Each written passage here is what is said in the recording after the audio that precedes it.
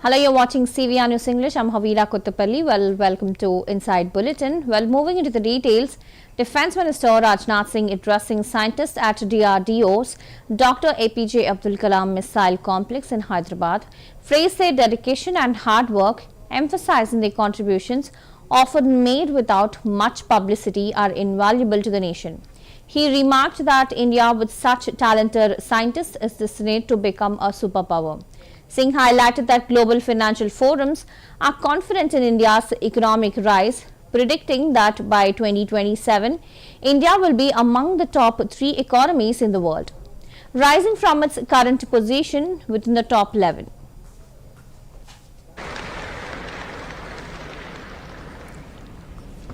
ज्यादा पब्लिसिटी हासिल करने की कोई इच्छा नहीं है, चुपचाप अपने काम में लगे हुए हैं। जब ये मिसाइल जिसकी लॉन्चिंग अभी नवंबर महीने में हुई है, इसके बारे में जब मुझे जानकारी मिली तो त्यों ही मैंने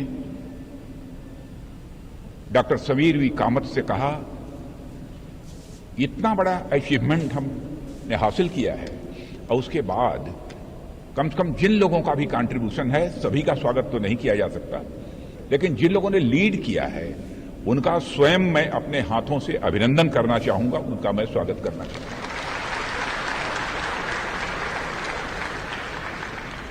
और आज यदि आपके बीच आया हूं तो केवल और केवल इसीलिए आया हूं। पॉलिटिक्स में या जीवन के बहुत सारे ऐसे फील्ड हैं जिसमें लोग काम करते हैं तो या तो धन अर्जित करने के लिए कि रुपए मिलेंगे, पैसे मिलेंगे, हम धनवान बन जाएंगे, रिच बन जाएंगे, या तो शोहरत हासिल करने के लिए, फेम हासिल करने के लिए। ना आपको धन की लालच है, ना आपको शोहरत की लालच है, बस आपके दिल की यही तड़पन है कि हमारा भारत देश आगे जाना चाहिए।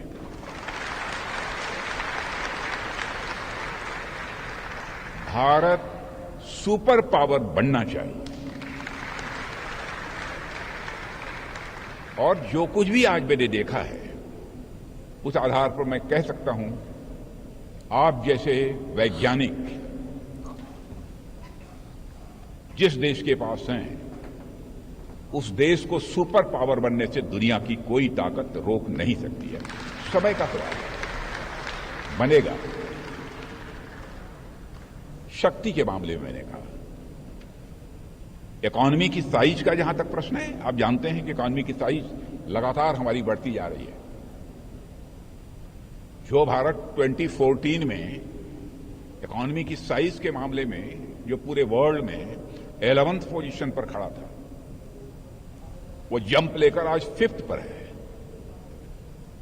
और बड़ी बड़ी फाइनेंशियल फर्म्स सारी दुनिया की ये दावे के साथ कह रही हैं कि भारत जिस तेजी के साथ आगे बढ़ रहा है, यहां के जीडीपी की जो ग्रोथ रेट है, उसको देखते हुए पूरे कॉन्फिडेंस के साथ यह कहा जा सकता है कि 2027 आते आते यह भारत दुनिया की टॉप 3 इकोनॉमीज में आकर खड़ा हो जाए।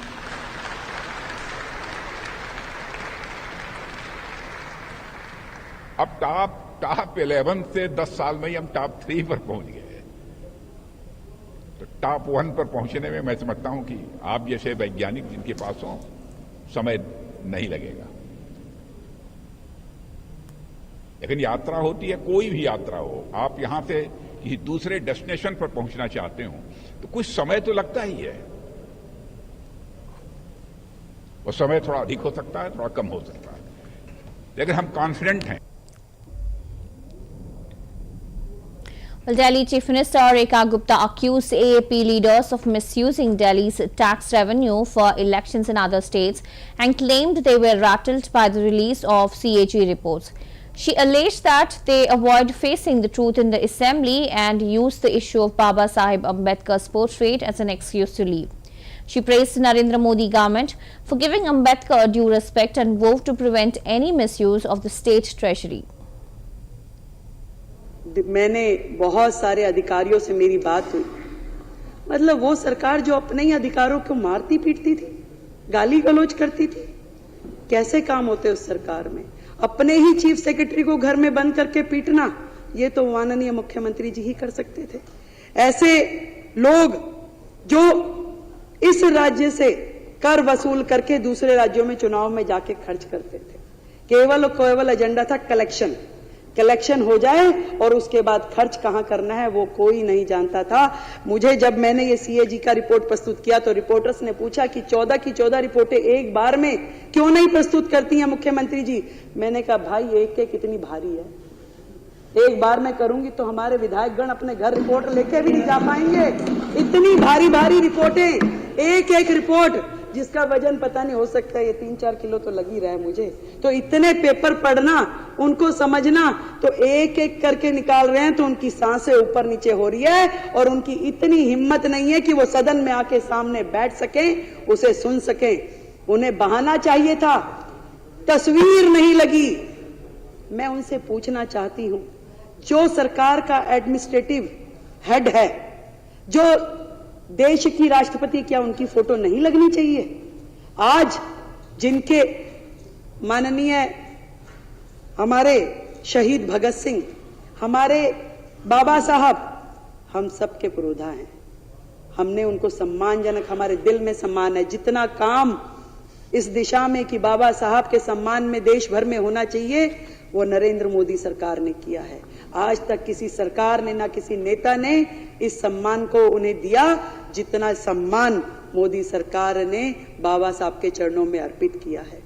वो लोग बातें करते हैं, फोटो नहीं लगाई, केवल मात्र बहाना कि मुझे तो लड़के जाना है। किस तरीके से मुझे यहां से बाहर निकले, क्योंकि वो सुन नहीं सकते थे जो बातें इस रिपोर्ट में लिखी हुई है, जो बातें एक एक विधायक यहां बोलेगा, उनकी हिम्मत नहीं थी वो सुनने की, इसलिए वो दौड़ गए कि भाग जाओ भैया, जो मर्जी बोले यहां पे, हम तो बचे। उनको काम क्या है? उनका काम है इस सदन में बैठे अपने चिंगू मिंगू के माध्यम से वीडियोस बनवाएं, उस वीडियो को प्रचारित करे, प्रसारित करे। एक वीडियो रिलीज हुआ प्रवेश जी, एक बुक्के था, अब बुक्के दे रहे थे, वो कह रहे जी एक बुक्के से मुख्यमंत्री जी ने कईयों को निपटा दिया। भाई मैं तो बनियों की लड़की हूं, मैं तो फजूल खर्ची कर नहीं सकती। इस दिल्ली में जनता का एक एक रुपया जो कि राजस्व के रूप में हमें मिलता है, एक भी रुपए का दुरुपयोग मैं होने नहीं दूंगी। आज इस सदन के माध्यम से मैं कहती हूं, भाई एक बुक्के इस्तेमाल कर लिया तो क्या गलती कर दी भाई? पैसा बचाया है, खराब तो नहीं किया। और ये भी बताना चाहूंगी कि जो भी लोग इस लूटपाट में, भ्रष्टाचार में लिप्त थे, एक भी व्यक्ति को छोड़ेंगे नहीं, एक एक पाई का जवाब देना पड़ेगा। मैंने बहुत सारे अधिकारियों से मेरी बात। West Bengal BJP President and Union Minister Sukanta Majumdar accused CM Mamata Banerjee of making baseless allegations as an alibi for her anticipated defeat in the 2026 Assembly elections. He claimed she was conspiring to remove Hindus and non-Bengali speaking people from the voter list. On TMC leader Abhishek Banerjee, Majumdar stated that there was no difference between him and Mamata Banerjee, alleging that she was aware of his corruption. He rejected any possibility of Abhishek joining the BJP, calling him a rotten potato and asserting that his presence in TMC served as proof of corruption within the party. Okay, election, Mamata Banerjee made such allegation that she wants to make a alibi from the beginning, so that after the defeat there should be some alibi, because into the upcoming assembly election in 2026 the Mamata Banerjee, people of West Bengal will defeat Mamata Banerjee. Now sometimes there is, sometimes they show that there is a difference of opinion between PC and Bhaipo. But it is actually, there is no difference of opinion. Whatever Abhishek Banerjee did, what kind of corruption Abhishek Banerjee did, Mamata Banerjee were aware of everything. She pretend to be poor, she pretend to be honest, but she is not an honest woman. She knew everything what Abhishek Banerjee did. So I think it is a, it's a kind of allegation Mamata Banerjee is making, which is I feel that is a conspiracy to erase or to delete the names of the Hindu Bengalis as well as Hindu non-Bengali speaking people from the voter list of the West Bengal, designating them or tagging them as the Bihari or for people from the UP. Mamata Banerjee's plan to delete as much as name, Hindu names from the voter list. So that's why Mamata Banerjee is creating such an environment that there is a fake name of the fake voters are there, name of the fake voters are there, so that she would be able to delete the names from the voter list. Abhishek Banerjee will not join BJP. We are not accepting him. We are not ready to accept Abhishek Banerjee. Why should we take the rotten potato? One rotten potato will rotten every potato of your basket. So we don't need him. He is our USP. If he stays in Trinamool, that will be our USP. We will be able to show that, sir, this is the chore, Sardar of chore, which is in the TMC. So I can't say anything regarding that, which is a matter pertaining to the Ministry of External Affairs. How much? In next assembly election, Mamata Banerjee will be defeated. Herself will be defeated from her seat, and her party will lose the election. Okay, election.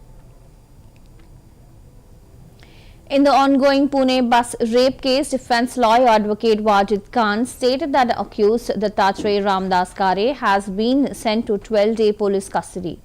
Khan clarified that the previous cases against Kare were related to robbery, not rape, and despite being labelled a habitual offender by the investigating officer, he was never convicted in any of those cases. The defense also raised concerns about the timing of the alleged incident, which occurred at 5:45 a.m., questioning why the victim did not shout or seek help if the act was forceful. यहाँ पे जो बचाव के वकील थे, police वाले थे, उन्होंने कहा कि जो मैटर है वो गंभीर है, बहुत डेंजरस रूप का मैटर है, और यहाँ पे जो बता रहे थे वो की सिंपैथी ले रहे थे कि महिला मैटर है बोल के। हमने बताया कि इसमें महिला और ये नहीं है, और इसके अलावा उसके ऊपर जो एलिगेशंस लगाए गए हैं, उसके ऊपर जो केसेस पिछले हैं वो चोरी के हैं, उसके ऊपर कोई भी बलात्कार की केस नहीं है, और वो साबित नहीं हो गए, इसलिए उसको हैबिचुअल कि वह सराई आयोग का बोलना था कि वो हैबिचुअल है और सराइत गुनेगार है, लेकिन वो कोई सराइत गुनेगार नहीं है, उसपे की जो भी केसेस है वो साबित होना अभी बाकी है। लेकिन एक कॉन्ट्रडिक्शन ये कि आप कह रहे हैं कि कंसेंट वो कह रहे हैं गला दबाया है उसका, और वहाँ पे कोई आई विटनेस नहीं था। 5:45 का वक्त है, इतना सवेरे का वक्त है, वो चिल्ला सकती थी, बचाव बल की डिफेंस ले सकती थी, लेकिन इसके अंदर कोई भी फोर्सफुली नहीं हुआ है, और ना ही उसने बचाव के लिए बचाओ या चिल्लाओ ऐसा बोला हुआ नहीं है। कोर्ट ने क्या कहा? कोर्ट ने जो है सुनवाई के बाद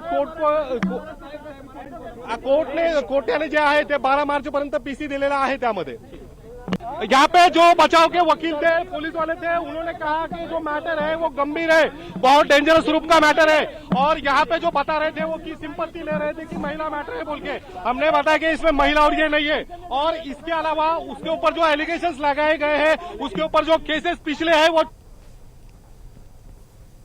Union Minister Gajendra Singh Shekhawat criticized Tamil Nadu CM M.K. Stalin, stating that some leaders make political statements to serve their ambitions.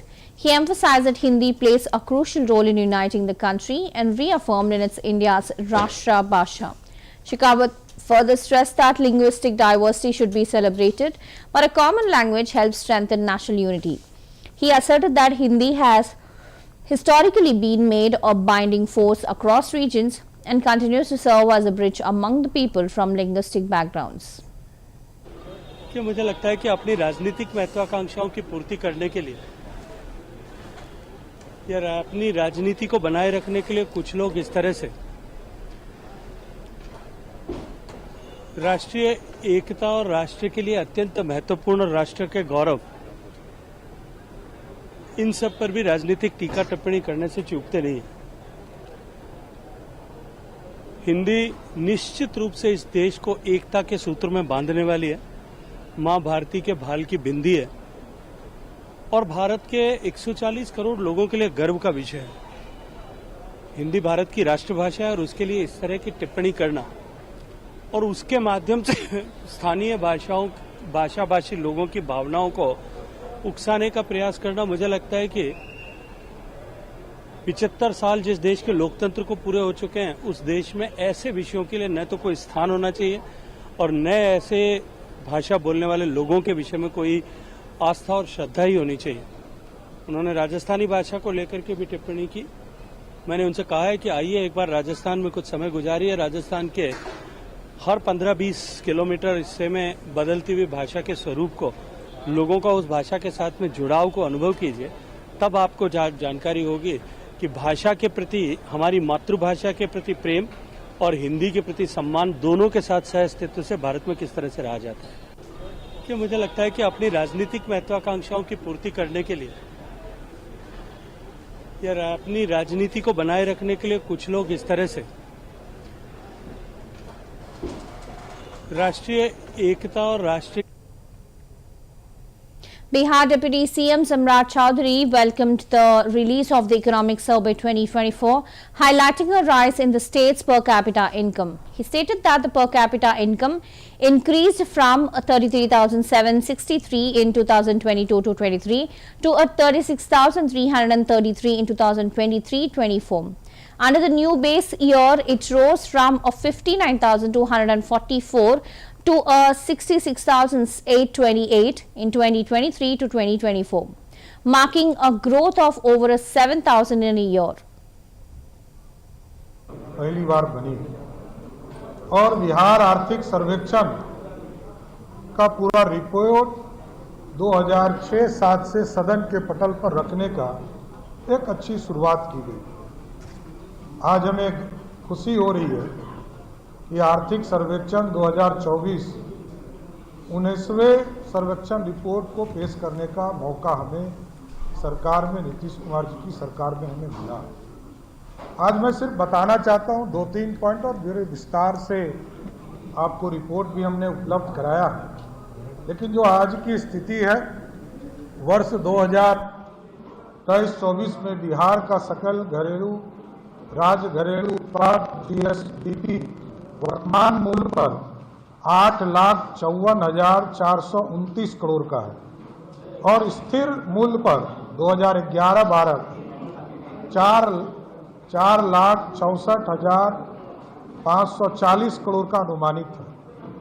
वर्ष 2023-24 के सकल राज्य घरेलू उत्पाद में गत वर्ष की अपेक्षा वर्तमान मूल्य पर 14.5% और स्थिर मूल्य पर 9.2% की वृद्धि हुई है। और ये लगातार आपने देखा होगा कि बिहार सिर्फ कोरोना के समय GSDP जो है, हमारा जो ग्रोथ रेट है वो डबल डिजिट से नीचे हम रहे और लगातार नीतीश कुमार जी के नेतृत्व में हम डबल डिजिट में रहने का काम कर रहे हैं।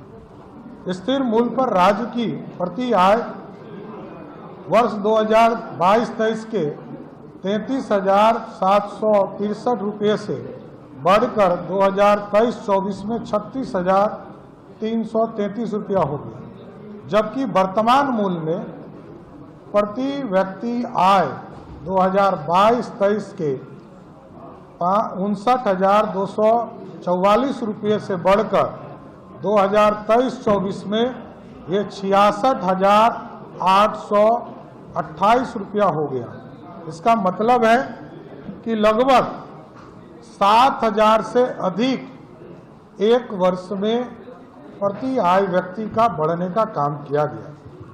इसके साथ साथ पूंजीगत व्यय परिव्यय वर्ष 2022-23 के 31,520 करोड़ से बढ़कर वर्ष 2023-24 में ये 31,000 से बढ़कर 36,453 रुपया हो गया।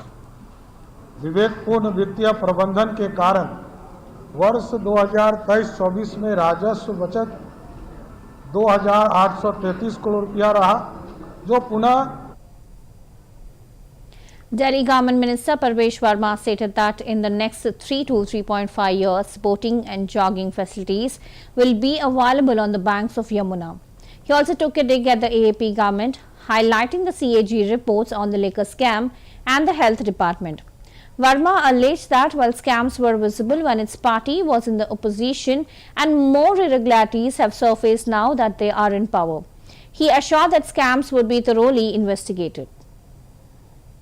अपनी बात रखी है, संगठन को कैसे आगे बढ़ना है और संगठन में कैसी नीतियां लानी, इस बारे में वार्तालाप हुई है और सभी ने अपने विचार रखे। किस तरह का स्वरूप आप चाहते हैं नई कार्यकारिणी में? आपका अपना देखिए, मेरा तो ये विचार है कि 400 पदाधिकारी से छोटी कार्यकारिणी हो। कार्यकारिणी के जो पदाधिकारी है, जनरल सेक्रेटरी है, वाइस प्रेसिडेंट है और जो भी कार्यकारिणी के सदस्य ज्वाइंट सेक्रेटरी बने, वो लिमिटेड हो, छोटे हों, ताकि वो अपने कार्य प्रणाली को स्वरूप दे सके। पिछली जो कार्यकारिणी थी उसमें 50 तो कांग्रेस के जनरल सेक्रेटरी बन गए थे और जितने भी ब्लॉक कांग्रेस कमेटी है।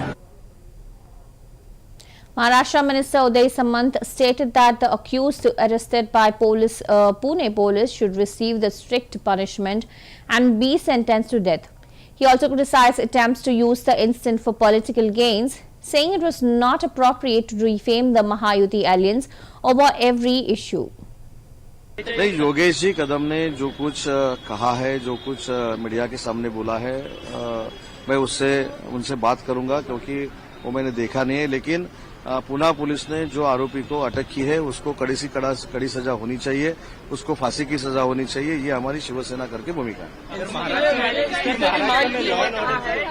एक तो ऐसा है कि जो इंसिडेंट वहां हुआ है उसका हमने निषेध किया है और पुलिस ने जो आरोपी को अटक की है उसको कड़ी से कड़ी सजा होनी चाहिए।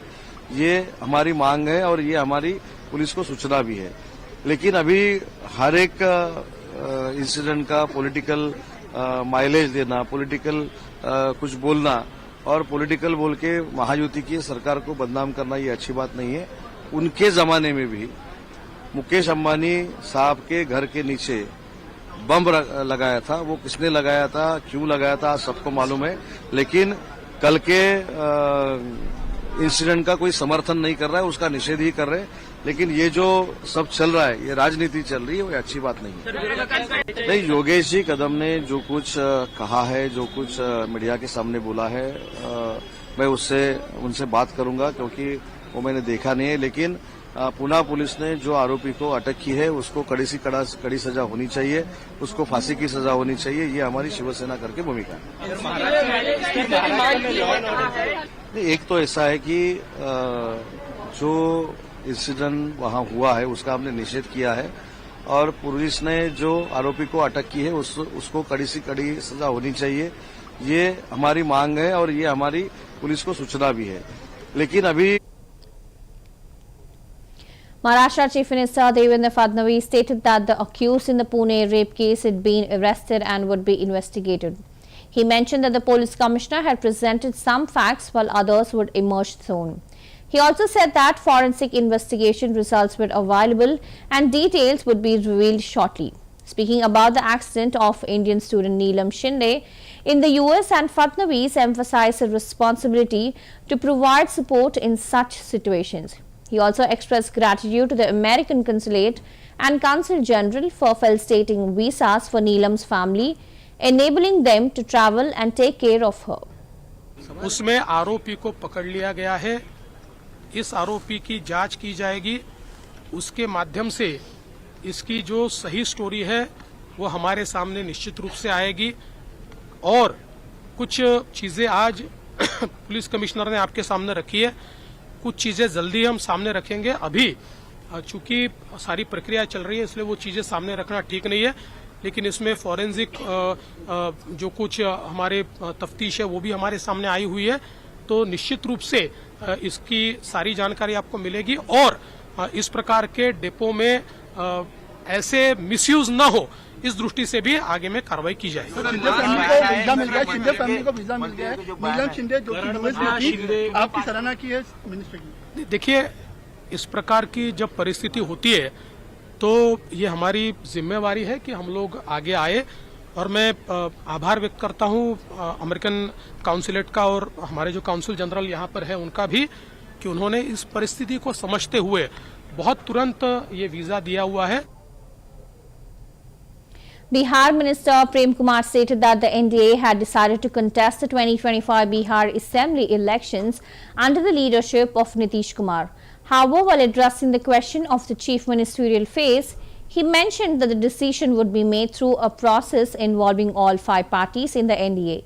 He added that the final decision would be welcomed based on the consent of all the alliance partners. NDA में तय हो चुका है कि बिहार विधानसभा चुनाव 2025 नीतीश कुमार जी के नेतृत्व में हम लड़ेंगे चुनाव जाकर। चुनाव के उपरांत जो भी चुनकर बांधे विधायक एनडीए के आएंगे, बिल बैठकर तय करेंगे, यही प्रक्रिया है जाकर के। चुनाव होने दीजिए, रिजल्ट आने दीजिए, रिजल्ट के बाद विचार किया जाएगा। सीएम का फेस कौन होगा चुनाव के बाद? अभी तो जो तय उस समय देखिए, लोकतंत्र में क्या है, एक प्रक्रिया जाकर के चुनाव होता है, चुनाव के बाद विधानमंडल की बैठक होती है जाकर के, विधायकों से राय ली जाती है जाकर के, और अब तो एनडीए है जाकर के, 5 दलों का संगठन है, पांचों की सहमति से जो निर्णय होगा उसका हम स्वागत करेंगे। क्या नीतीश जी का चेहरा नहीं है क्या? है, और लगातार बिहार को 20 वर्षों तक जो उन्होंने नेतृत्व किया है करके, उससे बिहार का विकास हुआ है करके। लेकिन जो प्रक्रिया है, अभी तो उनके अगुवाई में चुनाव हम लड़ने जा रहे हैं, पूरी एनडीए उनके साथ एकजुट होकर हम लड़ने जा रहे हैं। लेकिन उसके बाद चुनाव परिणाम जब आ जाएंगे, विधायक जीत कर जब आएंगे, तो विधायकों की राय। Lou Cowdenho, co-founder of Lou Cowdenho Holistic Healing Systems, described obesity as an epidemic in India and endorsed the Prime Minister's vision to tackle it. He emphasized starting nutrition education at a young age and promoting local superfoods like makhna, moringa, amla, pure ghee and millets. Cowdenho urged strict regulation on junk food and fast food delivery platforms, urging that healthy food cannot be prepared in just 10 minutes. He welcomed obesity awareness initiatives in schools and called for collective citizen responsibility in addressing the issue. Obesity has become literally like an epidemic in our country. We have diabetes, pre-diabetes, all that leads to obesity. Our Honorable Prime Minister is absolutely right in his vision to combat this. What do we need to overcome obesity? Number one, start at a child level. Get their nutrition right from the time they're children. The right education across platforms and different languages in our diverse country. The right education, not influencer education. Number three, we need access to local foods, local superfoods that grow in our own country. We have makhana, we have moringa, we have amla, we have pure ghee, we have millets, which our Prime Minister, Honorable Modi ji, is promoting for the right reasons. We have to have a regulation and awareness of junk food, which is our biggest enemy for children and adults, which is contributing towards the obesity epidemic. We have to have a regulation on fast food and platforms that are also delivering food in 10 minutes, because healthy food cannot be cooked in 10 minutes. So we have to have regulation, we have to have awareness about our choices. I'm extremely happy that it's starting at an education level across schools. Those were the latest updates in Inside News. Keep watching CVR News English. This is Havila Kuttapalli. Have a good day.